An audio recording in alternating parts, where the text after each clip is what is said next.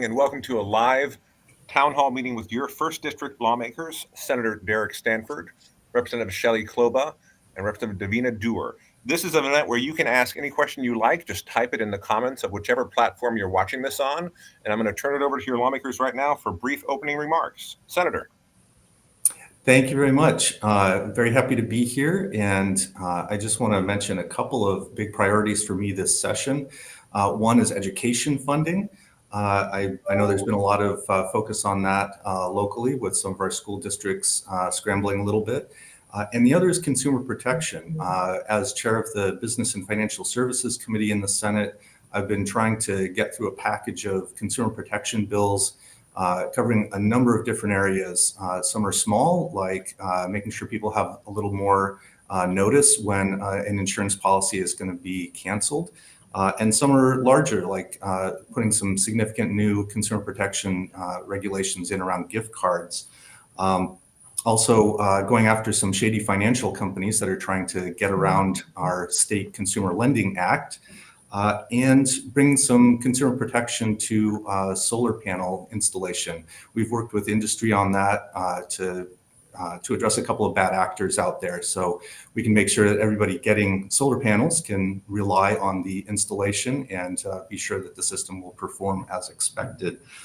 I also want to make a comment about, I know there's a lot of interest in the initiatives to the legislature right now. There are 6 initiatives to the legislature. 3 of them affect funding for programs that we believe are important. I expect that those are going to just go to the ballot, so we're not planning on holding hearings on those. The other 3 actually don't do a whole lot, but we are going to hold hearings on those and learn a little bit more about what exactly the impacts might be from those 3. So just wanted to clear that up a little bit as we get started. Thank you. So on to, how about Representative Kloba? All right, great. Thank you very much. So this is, let's see, my 8th session, and it has been really a wonderful opportunity to get to serve our community. I know my colleagues share that sentiment. I co-chair the Regulated Substances and Gambling Committee, as well as sit on the Agriculture and Natural Resources Committee and the Capital Budget Committee. And some of my priorities have continued to be personal data privacy, autonomous vehicles. Those are bills that didn't get anywhere this year, but I luckily am not daunted by any of that. I have a bill that is over in the Senate and looking pretty good in terms of it's a good little constituent relations bill. It makes it so that when there is an issue that you are allowed to have a public written comment period for. And sometimes this is like if ecology is doing something in your community, you're going to take action, then you have a written comment period. It just makes sure that you know exactly when the start date is and the end date for comments and what time of day they have to be in by. So it was one that is a little dear to me because it was recommended or initiated really by a constituent. And then the other one that's coming through would allow our publicly owned Department of Natural Resources land, that they hold in trust, and it benefits all of us in Washington State. It would allow for a permit system, so some of those lands could be used for recreational activities and that aren't right now. So the sports people and fisher people and runners and all kinds of outdoor enthusiasts are excited about that one. Well, I guess that leaves me. Good evening, everybody. This is Davina Duerr. This is my 5th session. I just want to thank everyone for taking the time to be here. It's such an important part of democracy, is to have this interaction between the legislature and their constituents. I'm honored to serve you. I am the chair of the local government committee in the House, and as well serve on the transportation committee and the environment committee. And so most of the bill work that I do is related to the environment and climate change, and I guess second to that would be housing. And currently, knock on wood, I have 5 bills still alive in the Senate. I'm sure any day now I'm going to be crying tears of defeat, but for now, that's where I stand. And without further ado, I think we should get to your questions. Thank you so much for those opening remarks. We do have a lot of questions right now, but if you're listening or watching this right now, type a comment in whatever platform you're on, YouTube, Facebook, Twitter, whatever, and we will see that comment and get it to your local lawmakers. The first question is this: please explain in plain English what the new state operating budget will do. Well, that's quite a big task, I think. I guess the way to start with that is to say that this is a supplemental budget year. We do biennial budgeting. So last session, we had the full budget development cycle. And this year, we're doing an adjustment to that. So it's not quite the full budget process. The operating budget covers so many different areas. I guess I'll talk a little bit about the education funding. So the operating budget determines how we're, in the supplemental year, how we're going to adjust funding for education. And we have some opportunities to increase funding. Often on big pieces of the budget, we'll have a bill that spells out how the funding should be spent. I have a bill around increasing funding for paraeducators, so that's one example of that. There are other bills that deal with increasing funding for special education, and also another one that focuses on general operating costs for schools, because we know school districts are facing increases in things like insurance rates. So all of that comes together. It's of course kind of a complex process, but the operating budget includes all of that, and of course everything else that the state does with the operating budget, natural resources and parks and corrections and healthcare. So a lot of the big decisions are around increases in some of the funding for healthcare programs as well. So I hope that's not too complex, but also has some content in there to answer your question. I'd like to chime in because technically there isn't an operating budget yet. We have a House operating budget and we have a Senate operating budget, and we still have to figure out how those combine. But I will say on the House side, because I don't know the Senate side, there's, as Senator Stanford said, there's about, I think, 260 million additional dollars in funding in the supplemental budget for education. But of note, I think is also another 200 million to deal with fentanyl, and another 270 million for behavioral health. Those are pretty big investments, I think important investments, and ones that I'm proud that the House is making meaningful funding for. So just wanted to mention that real quick. Thank you both for those answers, and thank you for questions. If you're watching this, please type in whatever question you have about anything the legislature is doing in the comment box of whichever platform you're watching this on. We have another question about a big bill this session. What's the status of legislation to control rent increases? Well, I can speak from the House side. We passed the rent stabilization bill out of the House on the last day of cutoff, House of Origin cutoff. But I'm going to toss it to Derek because he probably has a better idea of the status in the Senate. So it did have a hearing in the Senate Ways and Means Committee. So that's the status right now, is that it's in committee. And we will find out if that committee decides to move it forward. So that's basically where it is right now. Thank you so much. The next question is about transportation. What's in the transportation budget, and is there anything for local projects in the 1st District? Well, I feel like I'm doing all the talking, but I am on the Transportation Committee. The transportation budget, again, it's supplemental. We had a very, very difficult time with the transportation budget. I'm not sure if everyone's aware, but many projects are as much as 50% over budget when they go out to bid. For instance, the BRT expansion between 522 and 527 on 405 was $250 million over budget. Luckily, the transportation chairs and rankings decided to fund that project, but nevertheless, it's created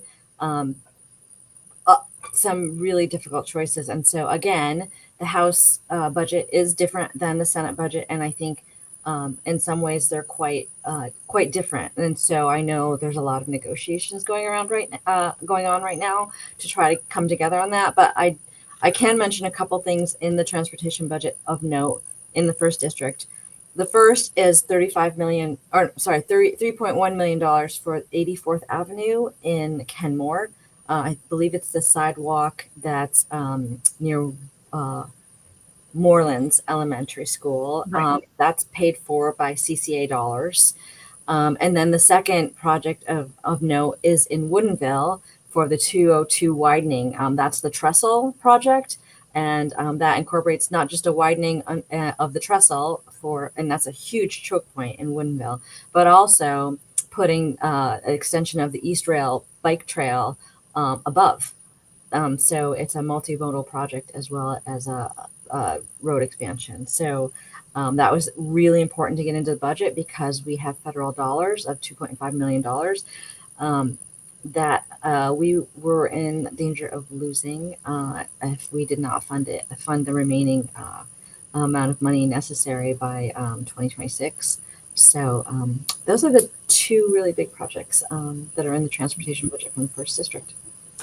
Right. And then in the first part of the question is what's in the transportation budget. And just generally speaking, there's about $14 billion of funds for ferries, for transportation safety, highway projects, some of which Rep. Duerr was highlighting, and fish passages. So we still are working on that problem that we were sued in, I guess, Supreme Court had said we are required to remove passageways for fish. Usually you think about like under roads that block their passage. And so we have gotten one funding for removal of one in Lake Forest Park on Lion Creek. And we're trying to make sure that it's timed so that the work that they do there happens at the same time as the work that is going to be on Highway 104 that also has a fish culvert that is not functioning for fish. And so try to do it all in one go. Yeah, and thanks for remembering the larger question of what's in the transportation budget. I would also highlight a lot of money going towards school bus electrification, which is really important. As we know, school buses most run on diesel, and they're loud and they're noisy, even inside for the kids, and not to mention the emissions. So that's huge. And there's a lot of money for multimodal and also for electrification infrastructure. So quite a lot of money, a lot of it from the CCA dollars to get us transition to electric. Thank you both for those answers and that question. We have something now that all three of you could address. It's please give some specific examples of how you have worked across the aisle.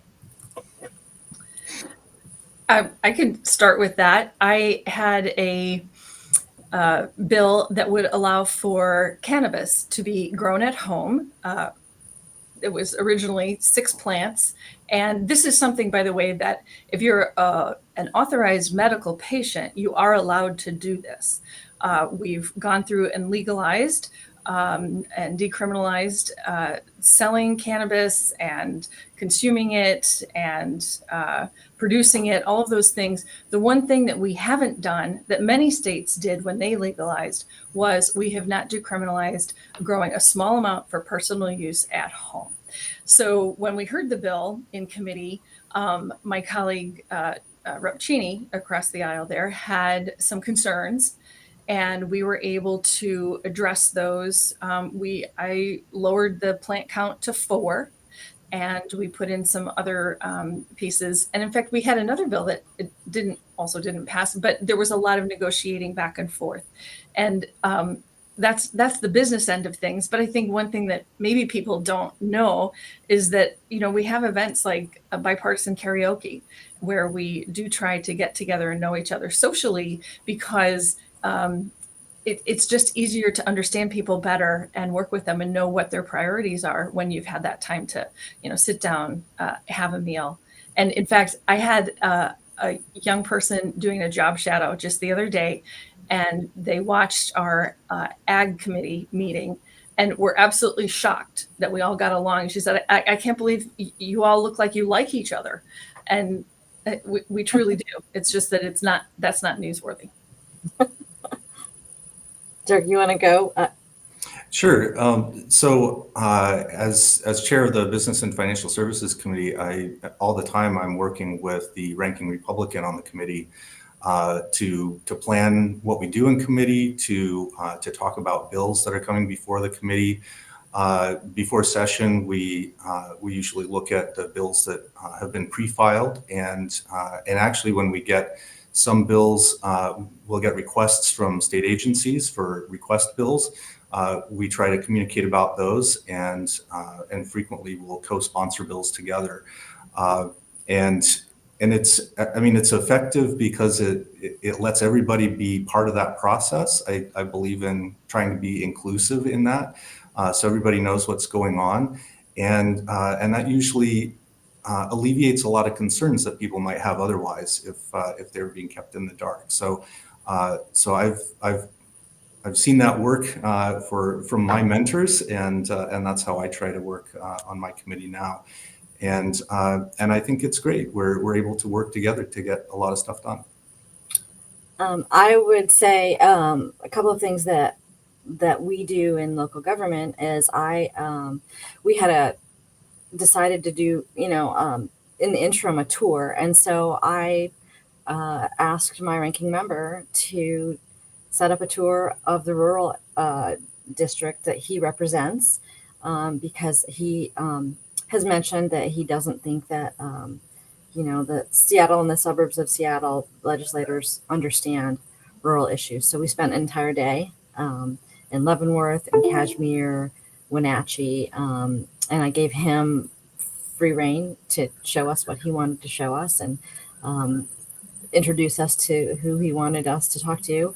And the other thing that we do is we have a weekly meeting on amendments to bills. He was frustrated last year. He felt like we didn't take enough of his amendments. And so I said, why don't we set up a meeting every week where I understand what you're trying to achieve with your amendments, and you understand what I'm trying to achieve. And maybe we won't agree, but at least we'll understand each other and what we're trying to achieve. And that's worked really well. In fact, House bills, I think I passed out of committee 60% Dem bills and 40% R. And then Senate bills, I think actually we passed out of committee more R bills than D bills. I think people would be surprised at how much bipartisan work happens in the legislature. I think they'd be truly surprised. It's been ongoing every step of the way. We're talking to each other and negotiating. So. Thank you all. We now have a question that I think Representative Kloba will tackle. What are your thoughts on the AI task force bill? AI developers are using training data without user permissions, including personal data, as well as copyrighted information. This has led to harms including misinformation, deepfakes, and worse. Well, this person who asked that is certainly singing my tune. I've joined a national committee for National Council on State Legislators, and we've been talking about this. Our AI task force bill, I think, is overdue. These are things we should have been tackling as they were coming along, but one of the difficulties with government is we don't usually come along as quickly as technology does. And we don't want to bind the hands of future, inventors who might come up with something else. So it's tricky, but I think to the person's point, copyrighted information is often used as training data, and it's not just in AI. All over the digital environment, our personal information is collected and used without our awareness and without our consent. So I think these are really important issues. I had a bill this year that did not, it got a hearing, but it didn't move any further than that. And it would have required that if an entity is acting as a data broker in this state using data from Washington state residents, then they would need to register. And would need to pay a small fee and then answer some questions about, do you allow for an opt-out? Do you allow for a person to make a request to delete their information, things like that are some basic information that I think that people need to know. And I think it's important that Washingtonians know how much of their data is available for purchase out on the market. And this is an area I could go on for forever, but I want to just let you know I'm aware of the issue. I support the task force bill. I think we need to make sure that it goes at the work goes at a pretty good clip, and I think that it has a lot of different entities that are represented, and I think we'll get some good broad spectrum input. Thank you so much. That was very interesting. The next question is super local. Did you do any investigation or inquiry into what happened with the Plymouth housing project in Kenmore before you decided to support House Bill 2474? I'll take this one. I did. I spoke to several council members after I guess there were 2 votes. It's a very difficult issue. I would say the problem is that it's a regional problem. Everyone's concerned about homelessness. If we want to take care of the homeless problem, I think we can look at Finland, who have passed a housing first policy where they house people without question, and they have dropped their homelessness percentage. It was down 35% since 2008. Everywhere else, it's going up. Every other country where we're not housing people first. The conversations that I've been a part of, I think there was considerable pressure from people in the community, and I think there was some fear around what would happen. For my part, I think the issue for me and what upset me the most was the amount of energy and effort put in to put that project together. And a nonprofit put considerable time and money. A nonprofit put that money in to make that project happen. I personally was asked to go after money to fill in the gaps to make the project happen. And I felt that a commitment had been made already at the point at which Kenmore pulled out. That being said, this bill does nothing more than allow Commerce to sort of intervene and try to help come to resolution between cities and nonprofits who do this work to try to have the best outcomes. It's already illegal for cities to ban outright transitional housing. So this doesn't change that. This bill doesn't change that. It does, however, create consequences for cities who don't. The problem is we can't rely on only Seattle to house people, to house homelessness. We have homeless people in every corner of our state, and we all have to get together to make that happen. And I think, although it's, sometimes it can be a little scary to think about, people that you're maybe not as comfortable with, or that you don't feel are your neighbors. You don't know what that means. I think it's far scarier to let homelessness get any worse than it does, because I know for myself, if I were homeless, I would probably do whatever it took to survive every day too. And sometimes for some homeless, that means, that they fall down the wrong path of getting into drugs. We know the best way to get people back up again is to have them housed and to get them the support they need to recover and lead productive lives. So that's what I say about this particular issue. Thank you so much for that question and that answer. We now have something about the capital budget. Will you support the $25 million in the House capital budget to purchase replacement trust lands for the protection of mature forests, rural communities, and trust land beneficiaries? I'll jump in on that. I do support that proposal and trust land transfer in general. I think that gives us flexibility in how these trust lands are managed, and it often makes sense to move things around and to be able to have some of that flexibility to respond to local needs. I mean, that affects us in the first district as well. There are some parcels that would be better for the trusts if they could be replaced because they're not producing revenue for the trusts. So this is an approach that's been used for many years in the capital budget to provide that kind of flexibility so that different lands can be purchased, the trust can remain whole and be improved, and we can also respond to needs from local communities. So yes, I support that. Thank you so much. We have another question to come in. It's about cap and trade. Cap and invest sounds good and has certainly brought in money for the state. However, please tell us how much this program has resulted in actual CO2 reduction. I guess I'll take that since I'm on the Environment Committee. I don't think we know yet. I mean, this is a relatively new program, but what we do know is the program is designed to have targets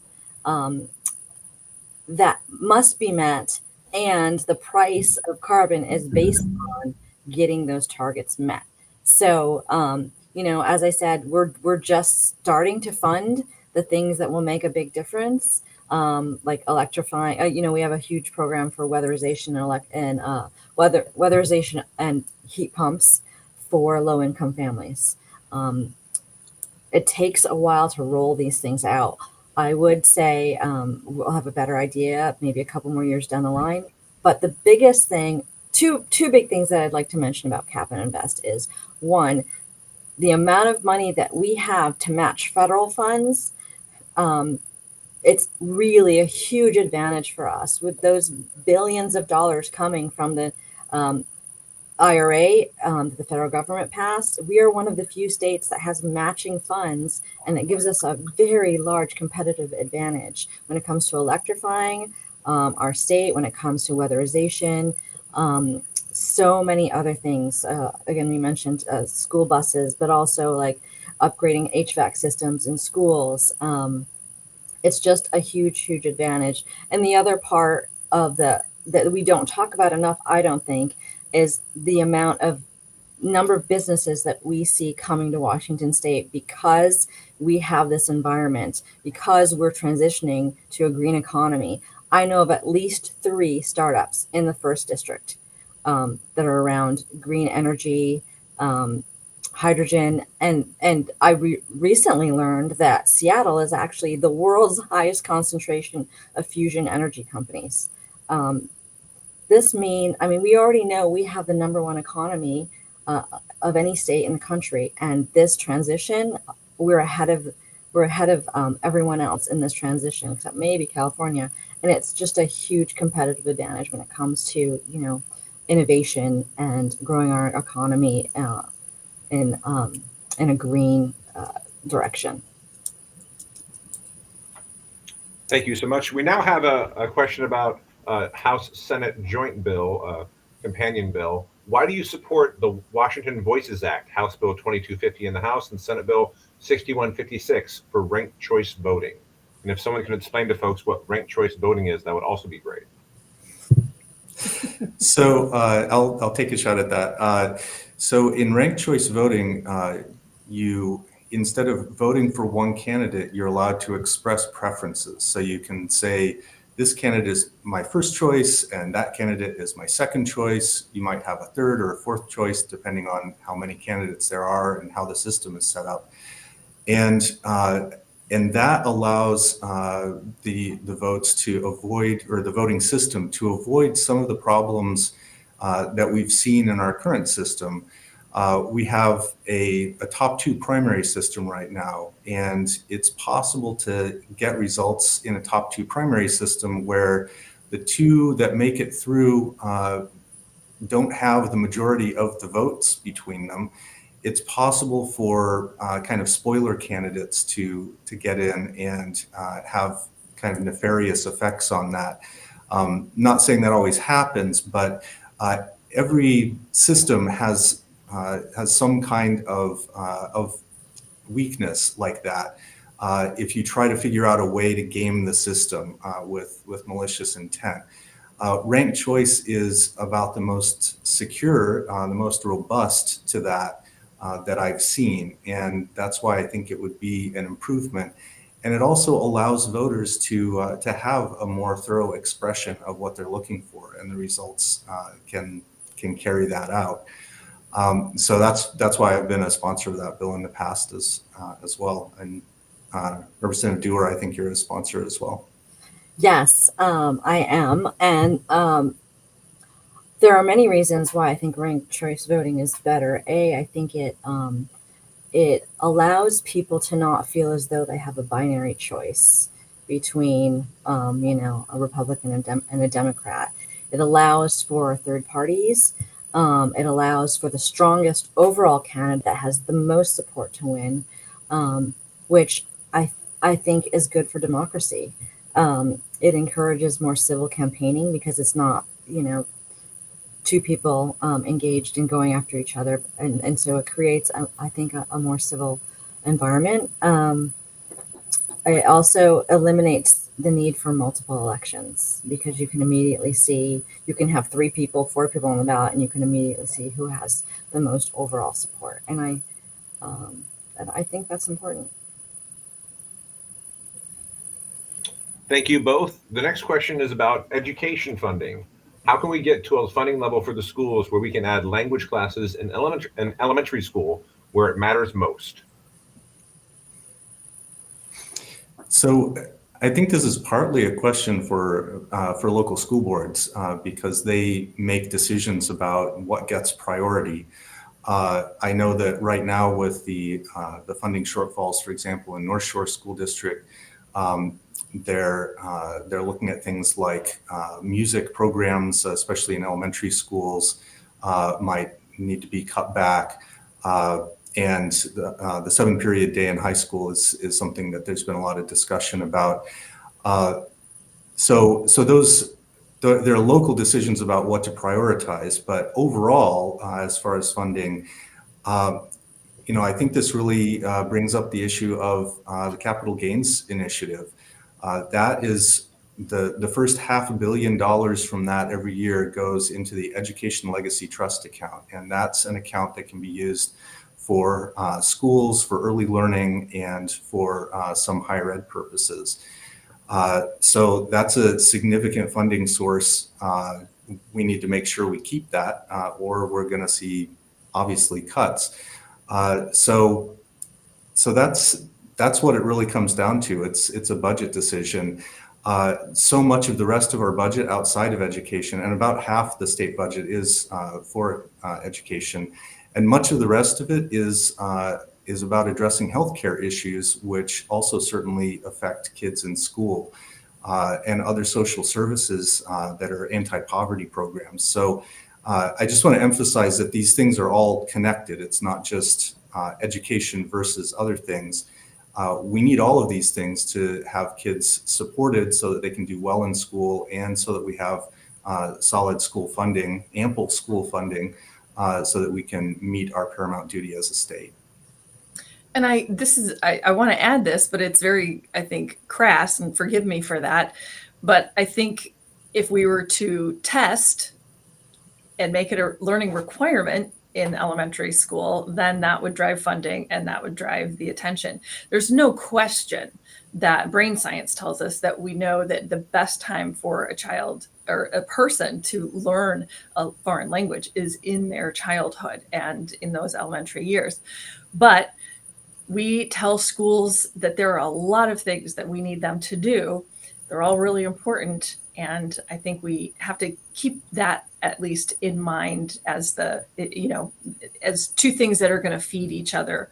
What do we have as requirements that we test for, and what are we going to pay for? So I think I hope the person who asked that will keep pounding on that question. And to Senator Stanford's point, ask your school district. I'll just chime in real quickly. My number one ask of the budget team statewide this year was education funding. I think before we can get to the added languages, added language in elementary school, we have to get over the turbulence caused by COVID. We have not recovered. We have children that have a lot of mental health needs. And frankly, that is costing school districts a lot of resources that they didn't previously have to provide for. I think the federal funding that kind of filled the gaps when enrollment went down has gone away. There's just a lot of turbulence that we're still recovering from. And I think until we stabilize that, it's really hard to tackle new things. Unfortunately, I would love to have had my children learn a language in early elementary school. But the one thing I am excited about is that we have, I think we are asking schools, which as a parent, I wish we had done when my kids were in school, but to have some financial education in high school. I think that's something that I had when I was in high school, and just a good life learning skill. And so we do make strides to try to better educate our kids to, survive outside of school. And anyway, I just quickly wanted to mention that. Thank you kindly. The next question is, are any of you willing to propose an amendment to our state constitution to create age limits on the upper end for all elected job functions? No. Some of the people older than me are some of the smartest people I know. And I think from a physiological perspective, if you really want to look at it that way, and any of you who have aging parents, you probably have seen this yourself. The range of, let's say, cognitive ability and even just physical ability to take on strenuous or stressful functions, it grows wider and wider as we age. And so we know there are folks who are 90 years old who are running marathons. There are folks who are 90 years old who don't take a single medication as sharp as a tack. And there are folks who are 90 years old who have difficulty with hearing, with seeing, with cognitive functions, with memory. It is such a wide range. I think it would be really a bad idea for us to artificially limit the contributions that people can make. So I'm a strong no on that. I guess I'd add that, this is what we have elections for. I trust voters to look at the candidates and make their choices. So it seems like it would be a little bit ageist to put in something like that. And I'll agree with my colleagues, and then in addition offer the practical point, which is a change to the Constitution requires 2/3, and there is no way that we will get 2/3 of either chamber to vote for that, considering the age of some of our colleagues. Well, and the fact that I think we need to move a little stronger in terms of valuing the contributions of our elder folks. So, yeah. Thank you all. The next question is about a specific bill. House Bill 2221, currently before the Senate, will address a severe shortage of interpreters for the deaf. Number one, they say, please support this. So I guess the question really is, will you support this? And number two, please enable captions on all town halls for accessibility. Okay, well, I know that we try very hard to look at equity in all of what we do. We should have been doing it a long time ago, and it still is something that we strive to get better on.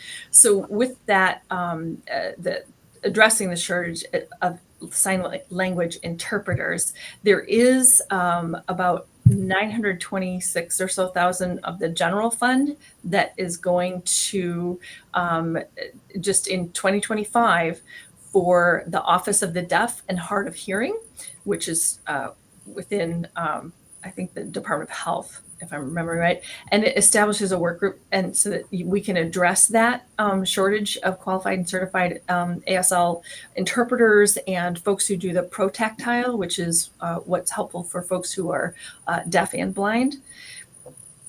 I personally, when I think about the work that has been done in our high school language curriculum, many of them allow for American Sign Language to be accepted as a foreign language credit. And so it seems to me like there are more who are getting trained to do that. I don't know if it's just there's a bubble and we haven't gotten them put through, but we certainly can do more encouraging, offer more of those kinds of classes. I do think we don't want to leave any of our folks out, particularly of the legislative process, the process of civic engagement. We have been doing, and maybe Senator Stanford can speak to this a little better, some of our meetings, we've been piloting the opportunity to have sign language interpreters. But I think the other part of that question, is for town halls. I think we will certainly try to figure out how to make that happen. I think the technology is there, and we just have to use it appropriately. So thank you for that question and that suggestion of an opportunity that we're not taking advantage of. I appreciate that. Yeah, I absolutely think we should get captions on for town halls and everything else we do in the legislature. My mother was hard of hearing, so when I was growing up, I had to speak on the phone for her when she needed to do a phone call. And we were one of the first families I knew of that actually had a captioning device so that she could enjoy television. So big proponent of expanding that captioning.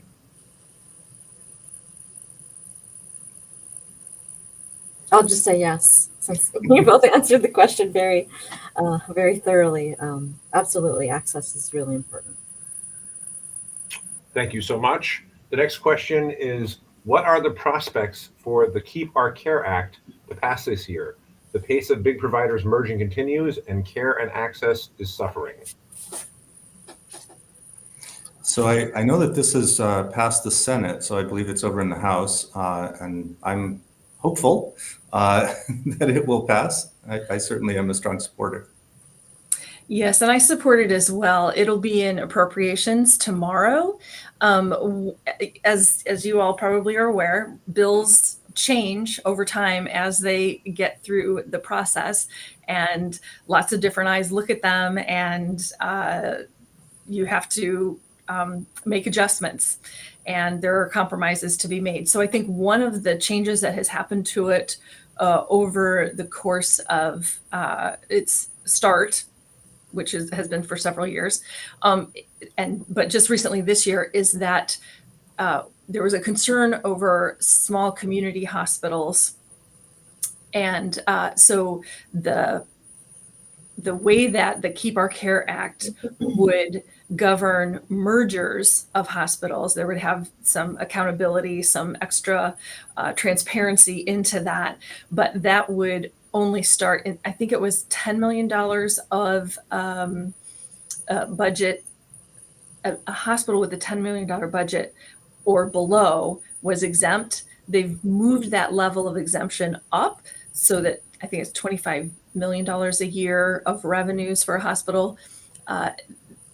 Hospitals of that size would be exempt. So there's been some changing.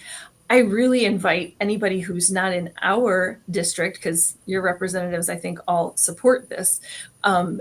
But there are certainly legislators in other districts who do not. So drop a quick message to your legislators and let them know what you're thinking about that. We certainly don't want to see the diminishment of access to care, in particularly end of life issues, reproductive issues, gender assignment issues. All of those things tend to be the ones that go away in these mergers. But it's sometimes about profit motive, and things that are expensive, like obstetrics and gynecology, also go away. And those are services that people will no longer have access to, and that's should be concerning to all of us. Thank you kindly. The next question is about a specific bill in the Senate. Do you support Senate Bill 5901 concerning co-living housing? So I believe that the companion bill to that is House Bill 1998, sponsored by Representative Gregerson. And that bill, I believe, just recently passed the Senate, because I remember voting for it. So I do support it, and I believe it came out of the House unanimously, if I'm remembering correctly. So yes, I do support that bill. I co-sponsored 1998. I think it's a great bill. Again, the housing crisis is one of my major interests, and co-housing is just getting back to kind of the roots in our country where we were boarding houses and people could cohabitate as a way to have reasonable, affordable housing. And unfortunately, over time, different cities have whittled away at that possibility. And so I think this is a great solution to get at affordable housing for people that are starting out, newly graduated college students, younger people who, don't yet make a really good living and don't have a huge family that they have to house. So I think it's a great solution, and I definitely am supportive. And I support it too, having seen how it actually works in communities like Kirkland. That part of Kirkland is part of our district, and it has worked out very well. It's one more piece of the pie in terms of the affordable housing, all of the varieties of affordable housing, and I think we need to encourage it. That's actually the kind of housing I lived in while I was at University of Washington when I was a student there. So it's affordable. That's a great point. My son actually co-houses because college students tend to rent a house and then each, have bedrooms. So that's kind of what it is for adults. Thank you all for that. The next question is for all three of you. Do you have a favorite bill this session? Oh my gosh. That's not our own. I think we should make a caveat. We can't make it one of our own. That's a good caveat. Yes, let's go with that. Can't be your own bill. I won't pick any obvious ones. My favorite is kind of a little surprise bill that came to local government. It's called the Cafe Bill. And it basically would require cities to allow small establishments in residential areas for cafes, getting back to kind of neighborhood gathering spots. So it would provide for like little coffee shops or whatnot in residential areas, making walkability, making a comeback rather than cars. There are some provisions that I placed on it when I was in my committee. It couldn't be in a cul-de-sac, and some, having to have a minimum size and whatnot. It has undergone considerable changes in the Senate. I'm not sure what the future of it holds, but it passed out of the House unanimously, and I think it captured everyone's imagination. And maybe that's a result of COVID and all of us being stuck in our homes. for so long and just yearning to get back to our, our neighborhood gathering spots. So I think that's kind of my breakout favorite bill this session. I guess I'll say, because it was so fun to work on House Bill 2000, sponsored by Representative Mena. This bill, it seems like a small bill, but it's about Washington State focusing more on our international trading partners and taking a very thoughtful and deliberative approach, putting together a strategic plan and increasing our attention to some of our international trading partners. We are a very trade-dependent state. It has a huge impact on our economy, and it's a great strength that we have as a state, especially trade with Asia. And so that bill just has us do some better, more focused work and puts a little bit more resource into developing those opportunities. So I think that'll have a lot of good will come from that. Well, and one that I love is Representative Paul from up in the 10th had one that kind of continues to build on the work that we've done of trying to cap medication costs, particularly ones that are so crucial. Like last year, 2 years ago, we put a cap on the amount of out-of-pocket you could do for insulin. That's not an optional medication, and yet we know that folks struggle to meet those costs. Another one that is also not an option, if any of you have ever seen a kid or a friend go into anaphylaxis, you'll know that an EpiPen is a very critical piece of medication that people need. And so there's a bill that he did, it was 1608 maybe, no, 1979, where inhalers and epinephrine are capped at $35 a month. And so that's a 30-day supply of inhalers, the corticosteroids ones, and 2 EpiPens. And I think that that's a really important thing. It's a bipartisan bill. It went out unanimously. And it's just one of those ways that we can keep people having to make that decision between their medicine and their other expenses. Thank you kindly, all three of you. We have time for one more question. I'm sad we didn't get to an actual question from the first district. Do you believe aliens have visited Earth, and are they still here? We're running out of time. So the last question is, why are public hearings not being held on all 6 of the initiatives and just 3 of them? Well, it's been, these are very big questions that are being put to the legislature and to the people. And in the past, we've had, I guess, over the course of history, we've had 21 different initiatives to the legislature. Less than half of these have gotten a hearing. So this is not an unusual thing that we're doing. It is unusual that we've had to tackle 6 in one legislative session. And by the way, it's a short legislative session. We only have 60 days. So when we have gotten to do our fiscal analysis, our legal analysis on these from our nonpartisan staff, it turns out that the capital gains repeal would have devastating impacts on our funding of K-12, early learning, higher ed, childcare. Those things are very important to our families, and it would be a loss of $5 billion over the next 5 years.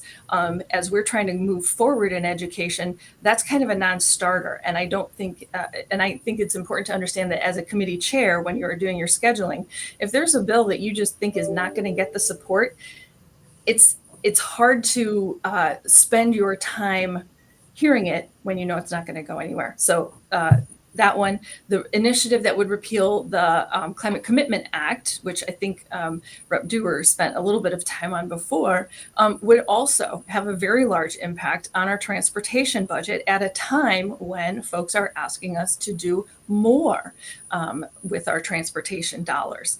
And it would also affect our ability to combat climate change, to make sure our air and water are clean. And so the fiscal note on that one is about $4.6 billion of loss of state revenues over the next 5 years. It's important to know that money in that account also goes to things like weatherization analysis that people can get on their homes so that they can figure out what things to do to make their energy bills go down. And then finally, we are waiting for the fiscal note on the one that dismantles the Long-Term Care Act, the Washington Cares program. And we had already had a bill that had started up and that was reflecting the recommendations that the task force that we formed to take another look at the CARES Act. We've got some recommendations. One of them, and we heard a lot of discussion of this from our constituents, was that there wasn't a portability factor in that. And so there is a bill that would allow folks to move out of state and still get their benefits. So again, we're still waiting for the fiscal note on that. But given what we know about the long-term care insurance market in this state, which is collapsing, and the fact that we have a tsunami of baby boomers and, you know, my generation that are coming into the place where we're going to start to need some of this care, it would be devastating on the state budget to have to absorb those costs, which they do through Medicaid and Medicare. So anyways, the other remaining three initiatives, it's less obvious what that specific impact would be. And so we do have hearings coming up on those. And there's a parental rights one that's being heard in early learning and K-12 education. And they're doing that as a joint committee. So you'll have both the House and the Senate. And that's on Wednesday, the 28th.